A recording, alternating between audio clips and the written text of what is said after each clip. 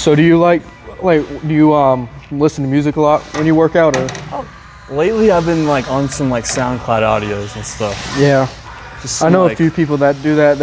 I know one guy that works out with TikTok audios. I can't do that. They're too fucking short. Like if I want like motivational type speech, I need like minute long, like 2 minute long. So when you do these, there's a lot of like stuff going around where people are like, oh, you shouldn't flare your elbows because that completely disengages your upper. So when you do these, do you flare your elbows or do you keep them I would tucked? say I definitely don't want to try like flare them. Yeah. But I just do whatever position where I feel comfortable. Like even just the bar, I'm pushing it. It feels like directly in the right path. And it's like, it's probably around 45. Yeah. I don't like try to emphasize like tucking them in or a certain angle. As long as like my arm path feels like natural. And it's like, if it's natural, it feels good, then I'm pressing them and I feel strong in it. Yeah. I'm good. You know what I mean? That's what I tell people is like, they'll ask me, oh, how do you do this? And I'm like, honestly, just do whatever feels comfortable to you. Yeah. Because that's how you're going to progress the best. Like everything has a standard form. Yeah. But like you kind of have to tweak it to fit your structure and your anatomy, you know? Yeah. Because naturally, like my triceps tend to take over on my presses. Yeah. Like my triceps are a strong point. I mean, you've seen. Yeah. So if I tuck them too much, my triceps, it's going to be all triceps. Yeah. And so I'm not going to be working enough upper chest.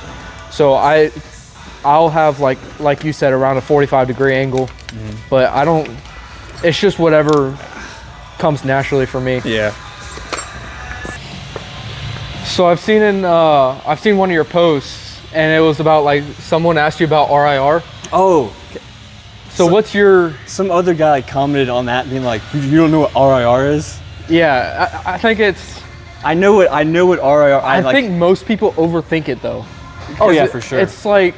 I was joking just like, because he said like some science, like, always stop saying this. It wasn't like the RIR, but... No, some people will overthink the crap out of it. And how much you want to put on? Just plate. Plate, all right. Oh. Like when I train hard, but I'll train like really hard on my last set.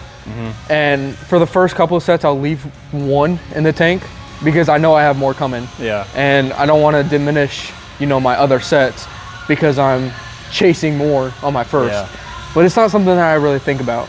And for most beginners, I would recommend going to failure because they can't gauge. I would say RIR is not a thing to worry about unless you're like a power lifter or like an experienced lifter where it's like you have to you have like deloads like weeks and cuts and preps where you're getting weaker. You have to like think about that shit. Yeah. But like newbie lifter, I think it's just very don't need that shit. Overthought. Oh yeah. How many are you usually hitting this for? This, I'll usually like working weight, 2 or 3 depending on how I'm feeling, and I'll do like 1 plate, and like I call them like pulse reps, just like staying in that bottom half range of motion, and just really get like pumping it up. Yeah. I don't really do it for the pump, but like I just get a crazy connection, and just for the rest of the workout, like it feels like good. You know what I mean? Yeah. So is this your warm-up weight or is this your working weight? This is working set probably. This is working set? All right. Yeah. Dude, I haven't done like a press like this in a while. It's been a long time.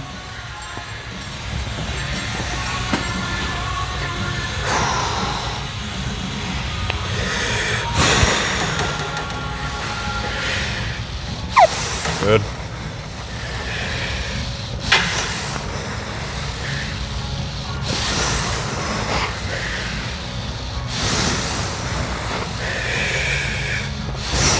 Good.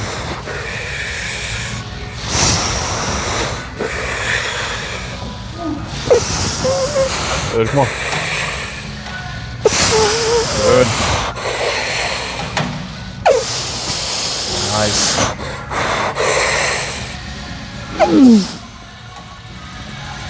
Good.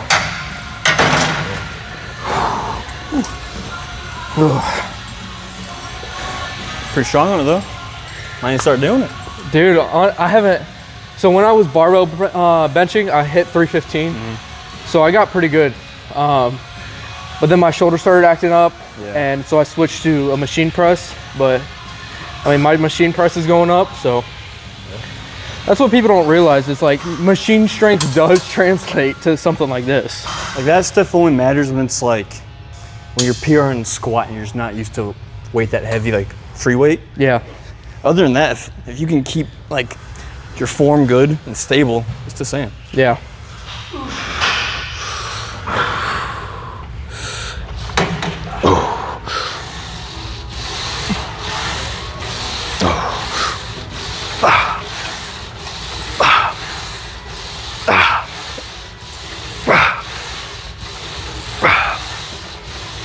Come on. Come on. Up. Come on.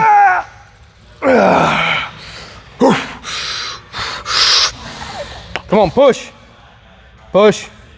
Come on. There you go. Whew. Good shit. Whew. And we got one more set, or how many? One or two. One or two? All right. All right, so when it comes to tracking, so you're in a cut, right? Right now, yeah. Right now? So how do you do your tracking for your food and stuff like that? Food? I'd say right now, MyFitnessPal is my savior. Not sponsored. Not sponsored. But cause now the barcode scanners, you gotta pay for them. Yeah. Like 2020 when I got it, you would change your region to UK, you got it for free.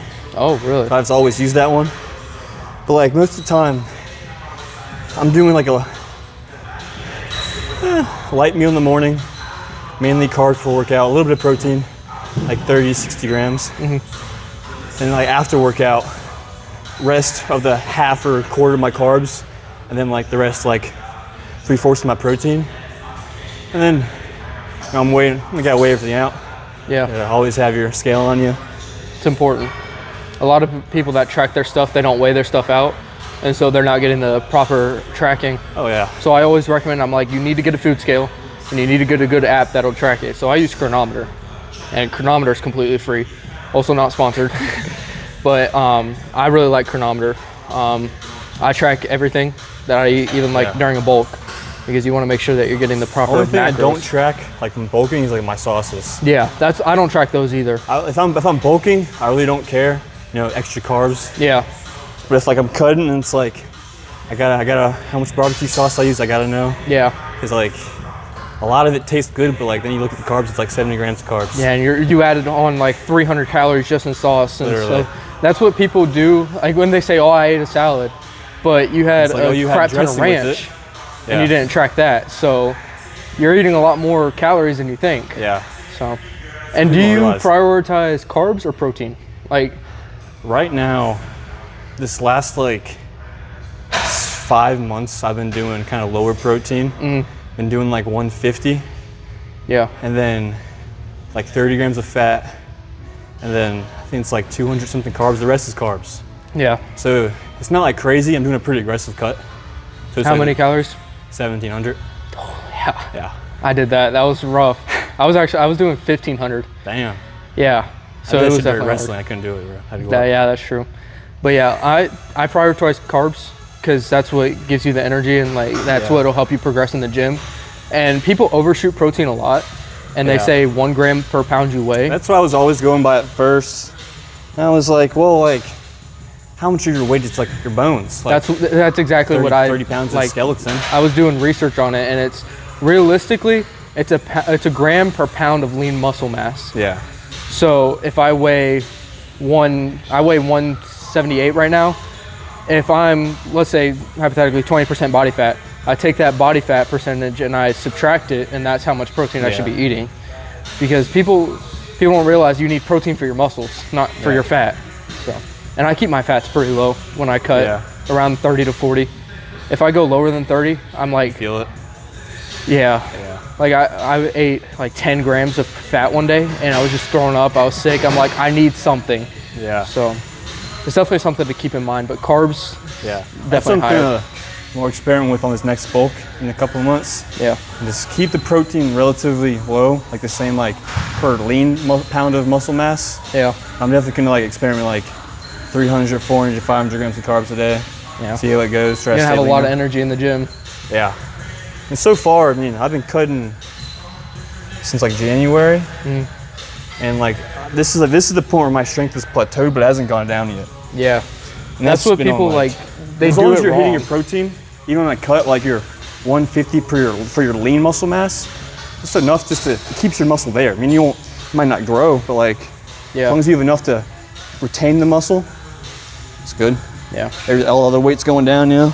If the weight's going down, then honestly, I mean, there's multiple factors, but most of the time it's nutrition. If it's going down on a consistent level every week, yeah. Yeah, for sure. All right, so when it comes to volume, are you like volume heavy or are you training more for like just straight intensity? You gotta have a good mixture of both. I mean, lean, you have your ideologies, but like, you can do a lot of volume. You can't be doing like bitch weight 20 pounds on your curls, but doing 30 reps. Like, you have to find the good balance where it's like, I guess I would say I'm a high volume guy. Yeah. I'm doing at least 15 sets, even just for like regular body parts, not even like weak points. But so, I'm still going as heavy as I can for those 15 reps. Yeah. It's like, I'm doing 100 pound on this. Well, maybe I could do 130. It's like, I gotta think about, I'm doing 15 sets this workout, not 6. Yeah. So it's like, I might be able to do 130 for 3. Can't do it for 6 sets. So you got to balance it out. So it's like you can be like strong. It's like I might not be going as strong as I can, but it's within my range though still. Yeah. You know what I mean? That's what a lot of people don't get. Like when they talk about intensity and stuff like that, or volume, is they'll do like a crap ton of volume, but they'll do really lightweight. Yeah. And what they're feeling in their muscles is lactic acid. Yeah. So it's not really, you're going to failure. Your muscles are burning, so you're gonna stop earlier. Yeah. So I definitely believe like if you're gonna do high volume, you definitely still need that high intensity of lifting like some heavy weight. I preach it a lot for legs, especially. Oh yeah. Legs grow the best from moving some heavy circles. I would because I have good legs.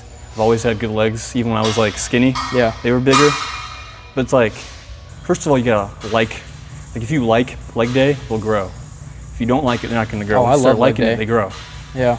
Like once I started liking back day, my back grew the most. Yeah. But it's like legs, I'd say they benefit the most from high volume and high intensity combined. Yeah. It's fucking hard. Yeah, but it's worth it. Definitely for legs, yeah.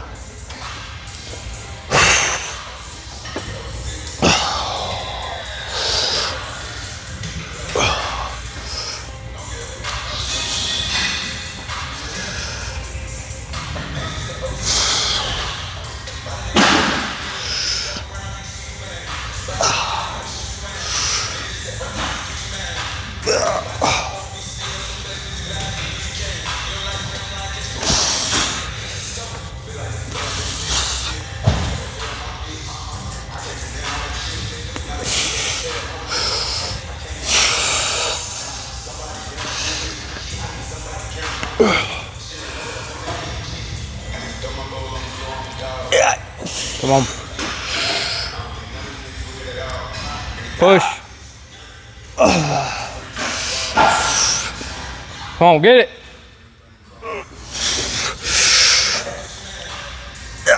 There you go. There you go. All right.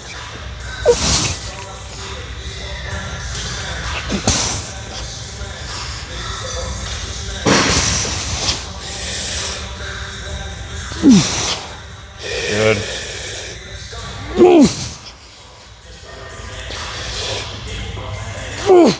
Good.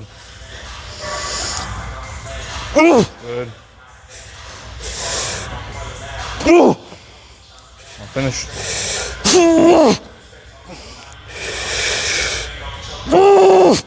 Come on. Finish strong. Good. And then you come down? And I just stand back up and just bend over and try to crunch out like 1 or 2 more. Yeah. So, what supplements do you take? Supplements? If any. I mean, probably take like the basic creatine, stuff like that. Creatine. I used to take glutamine. Not right now. I mean, it's a basic electrolyte. Yeah. like a Amazon one. Try to take that every day in the morning after waking up. And then just like those heavy lifters vitamins like multi, vitamin C, fish oil, Yeah. all of those like basic ones. And you notice a difference, like how your body feels? I'd say the electrolytes, yeah. I think the Electrolytes are big. the vitamins, it's kind of harder to tell because it's like micronutrients. Yeah. But it's like it's one of those things where it builds up, it adds up Yeah. in the long run. Yeah, for sure. I take creatine, fish oils, especially like when I'm feeling like really down, like physically down. I'll take fish oils. Omega 3s are like really important. Oh yeah. Very underrated. Very underrated. Oh, and yeah. a lot of people don't get enough out of their diet. Like, who actually, if you aren't taking like supplement, who actually eats enough fish to like get it in? Exactly. Especially if you're not like a lifter, you know? Yeah. I doubt many Even people the do. fish I eat now, it's all white fish. Yeah. It's not a lot of like that. Isn't fatty it like fish. redfish that for omegas, right? I don't Like know if salmon? it's Salmon. Salmon's the main big one, yeah. Yeah. That has I know a lot eggs more have fatty. it. Oh yeah, because So- it's the fat in it that has it. Yeah. So you leave 1 or 2 on this one? Yeah.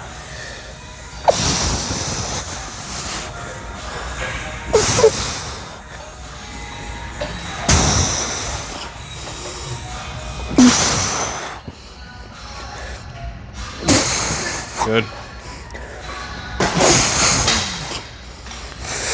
Good.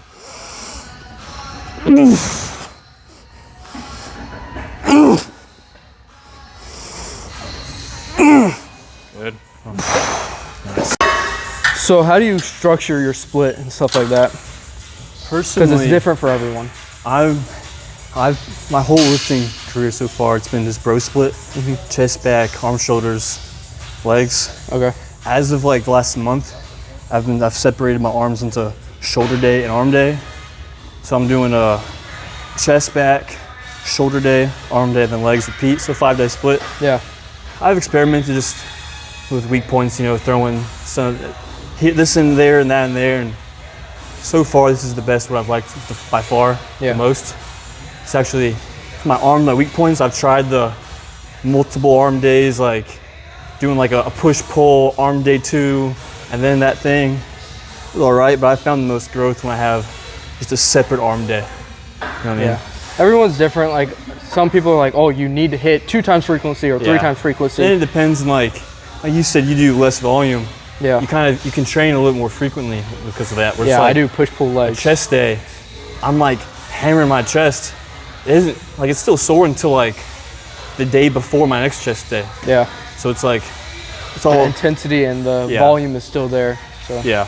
yeah, everyone's different. Some people will say, oh, bro split's horrible. But I mean, there's a lot of people that have made gains on bro Yeah. splits. Is it the most optimal? No, but you enjoy it. Yeah. So, and that's It's what's one of keeping those you small with things it. like the enjoyment part. That's when in fact those parts almost make up for like if it's not 100% optimal. Well, it's Yeah. like I enjoy it more. Because I enjoy it, I'm working harder, I can push harder. So it's like the difference is inevitable. Yeah. Ineligible, I think. And just try to keep that shoulder as down as I can. Try the whole thing.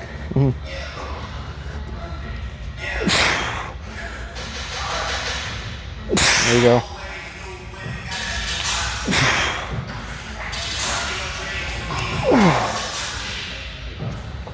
There you go.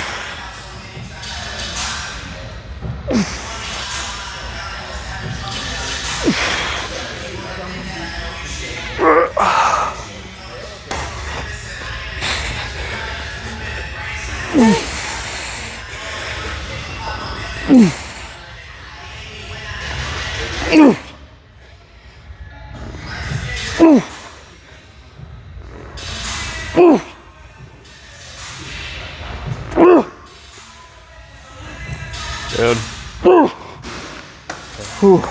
And I superset that with this is where your audience might be like, holy shit, this is legitimate bro science shit. Yeah.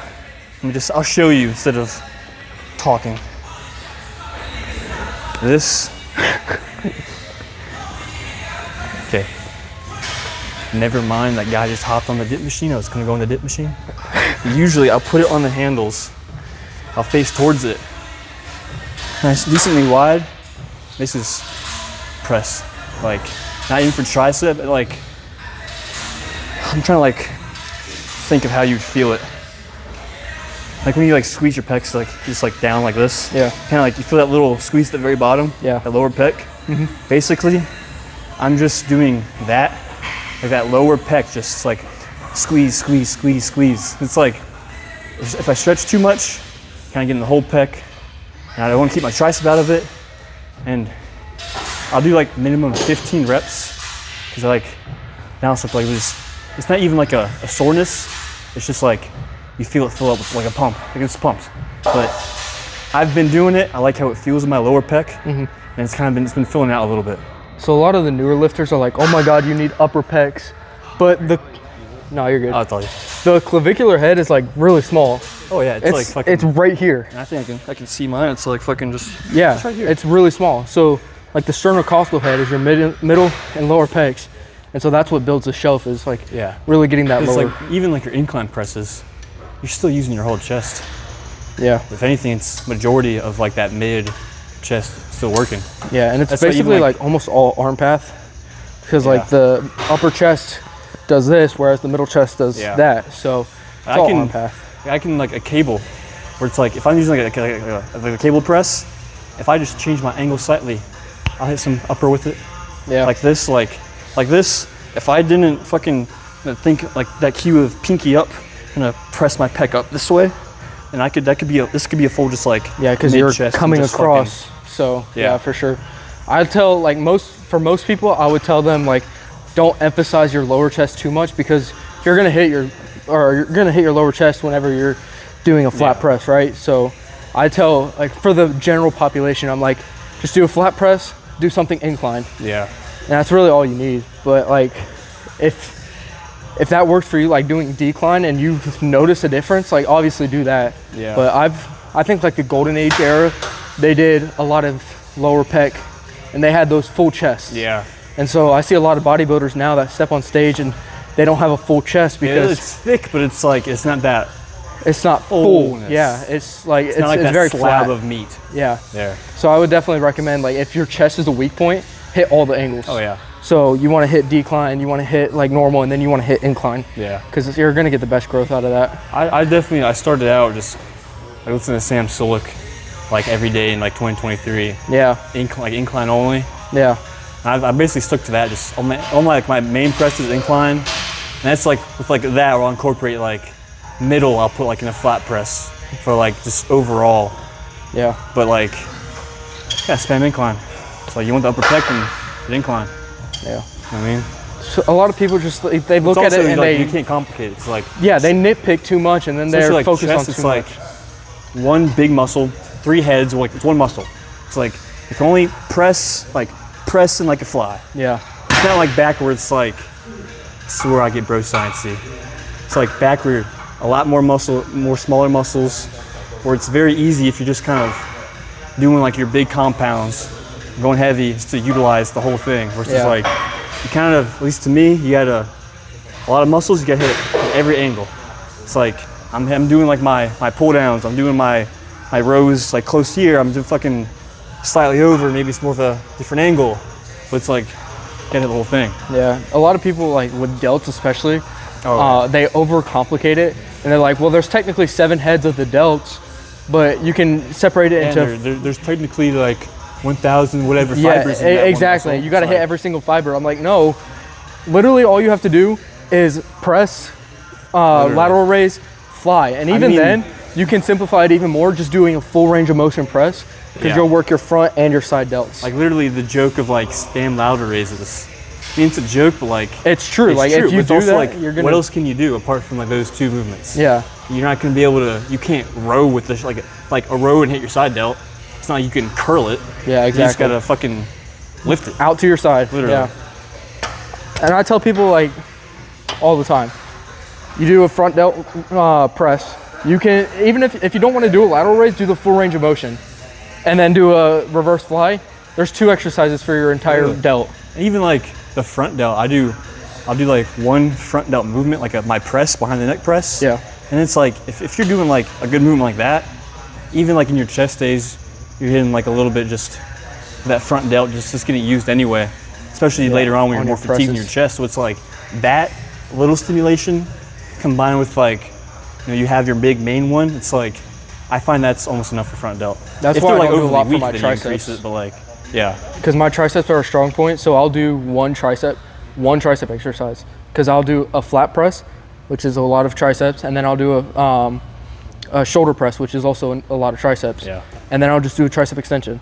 I might throw in an overhead. Yeah. But I only need to do one, and I've noticed incredible growth with my triceps. Yeah. So here's a big one. All right. What do you think is the biggest mistake that beginners do?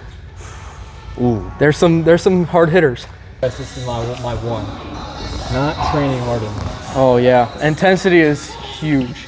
Like you can think you're training hard until like some uncle comes up to you, wants to do a set with you in the legs press, and like pushes you to fucking like death. Yeah. And like, I posted on my story that 315 set I did for squats. Yeah. And I said like I was nervous all morning. I was like Yeah, I saw that. legit like way here like. I say that a lot. If you're 315 not squat, nervous 315 before a squat. big lift, then Holy shit, like you're not doing it. it's like I don't think for like I do like 10 of this, and like I only do 3 sets. It's like fuck, it's like heavy. Yeah. Like, holy shit, like I don't know, but like you need to have that like quality shit. You know what I mean? At least when you're first starting out, especially like, and as you like progress in the gym, obviously you're not gonna, 9 times out of 10 you're not gonna be as scared, because you're like, yeah, I can do this. Yeah. But you also want to have that slight, this is like some big fucking weight. If you weren't slightly nervous before, especially like your big lifts, Yeah, compounds and you stuff like weren't that. going hard enough, you weren't lifting heavy enough. Yeah. You know what I mean? So I don't do barbell squats only because like I've had so many knee injuries from pole vault. But say like, unless you got a reason, like Yeah, no, I have a very good reason. But I do leg press and I'll load up like half the gym in weights, and I see it and I'm like, did I do this last week? And I'll be like, what is this? And I'll get nervous. But I a lot of people just don't train This, I hard. put my feet underneath underneath this. down. And I just bend all the way to my chest, like, I'll have my chin touching that almost. Right here. Yeah, then then press back down.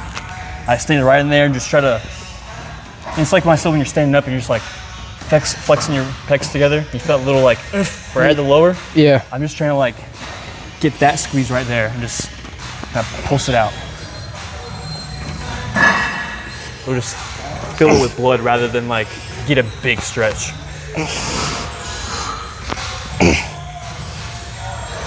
Yeah, I see what you mean.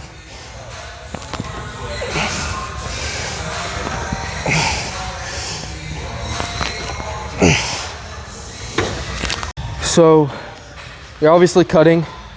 What's your view on cardio? Like, do you do extra cardio or do you just do extra steps? Personally, I'm very bad at getting my cardio. I probably,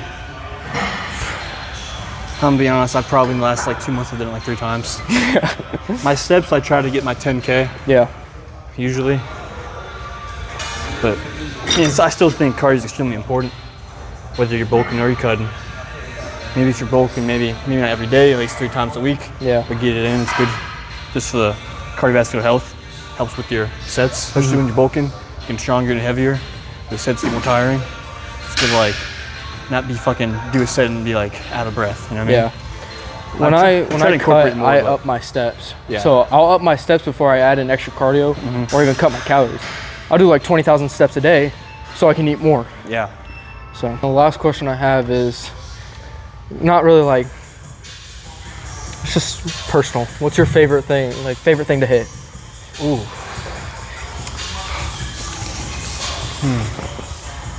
Say it's a tie between back and legs. Back and legs, yeah. I really like hitting back. Legs, I like the action of hitting them. Yeah. And I like having a leg pump, but it's like, I find the enjoyment of legs of like, doing my heavy squats and, going crazy. When it comes to like enjoyment of like the actual part, like back, like having a pumped back, It's a good feeling. You just feel like Yeah. You feel bigger, you know what I mean? I think back is my favorite. Arms I've struggled with because it's hard for me to get their Yeah. weak point. Like I said earlier, like once you start enjoying things, start growing. They've started growing recently, and like I've actually been liking my arm day. Yeah. Other than that, chest is like, can't go wrong with it. No, everyone loves likes chest. A good chest, I mean,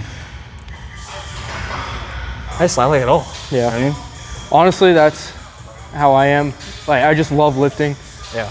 I'm weird though. I love leg day. Like, I think leg day is my favorite because just like the accomplishment of, yeah, I just did fucking 9 plates on a leg press. I would say that's exactly the reason I like was like crazy, like love legs, was crazy about it. Cause it's like, oh, you got big legs, but it's like, well, I'm the guy with big legs. I gotta have big legs. I gotta fucking, got big legs, you gotta lift heavy. You gotta lift heavy. So it's like, it's almost like you get a little of like pride of like, yeah, I can do 10 plates aside in the fucking leg press. I'm squatting my 405 for reps, Yeah.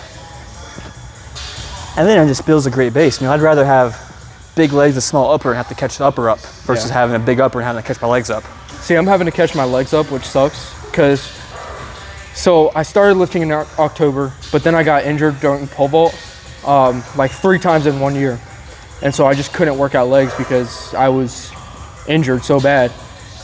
And so I'm having to catch my legs up. And the biggest way I caught my legs up is I did an upper lower split where I was going to the gym 6 times a week, hitting everything 3 times a week. And so I caught my legs up a lot. Oh yeah. And obviously they're still not like, compared to my upper body, they're not the greatest, but I just love hitting legs. As long as you're progressing. Yeah, I've progressed on every lift for every single session. It's like I'll have like a couple of friends, Jackson Pugh? Yeah. He'll send me some pictures. Like he's been cutting pretty decent, but he was bigger. And it's like, he sent me an update. It's like what do you think? Like his back. And I was like, I feel like decently new and like you don't have any glaring like weak points or like you had an injury which like caused something small. It's like, I literally told him like, overall you're good, you just need more size. Yeah. It's like, you need time. Yeah, Like- definitely. Like being in the gym, it takes time. Man, like I think like Martin Fitzwater, he's one of the younger IFBB pros. He's 27 and he's just now like really hitting his shit. Yeah. He's fucking been in the game for 10 years and now he's starting to fucking like enter his prime. Yeah, it definitely And you've been does working take out time. for like 2. Just gonna give it time. Yeah. Like my legs aren't like super small, but like compared to my upper body, they're not as big. Yeah. But like I said, I mean, I was from October of 24, so almost a year of lifting, I couldn't do legs Oh yeah. because, Oh, fuck it. I mean, I hyperextended both my knees. And then at States, I got injured at States, at the district competition. So for the longest time, I just couldn't work out legs. My steak's too buttery, my lobster's too juicy. Don't hit legs. I mean, for some people, it's like, that's great. But for me, I'm like, I'm trying to compete. Yeah, it's great until it's like, okay, like the legs need to come up. Yeah. And,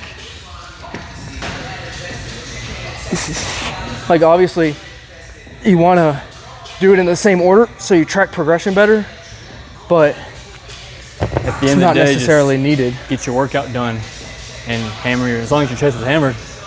Listen, well, this was before that, or I did this later and I couldn't go as heavy, but like, you did that earlier and you could go a little heavier, so it's like, Yeah. you know what I mean?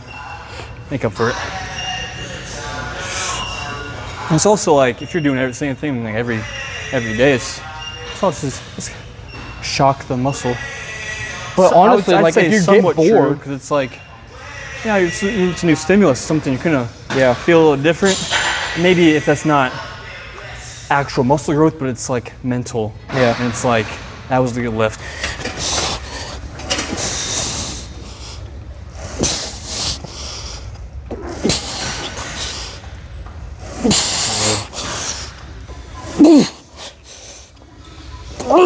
Good. One more. okay. Good.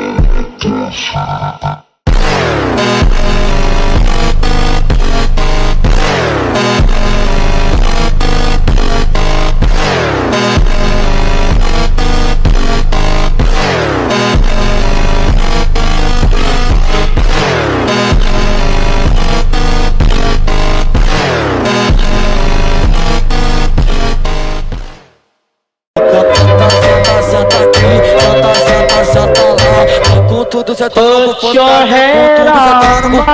essa boca não dá pra sentar. Usa chinelo que vai te botar. Puta dona de baseado, ela tira a roupa. O DJ que tá tocando hoje ele quer ver você sentar. Senta, senta, senta aqui. Senta, senta, senta lá. Cê maluca, não dá pra sentar. Usa chinelo que vai te botar. Puta dona de baseado, ela tira a roupa. O DJ que tá tocando hoje ele quer ver você sentar. Senta, senta, senta aqui. Senta, senta, senta lá.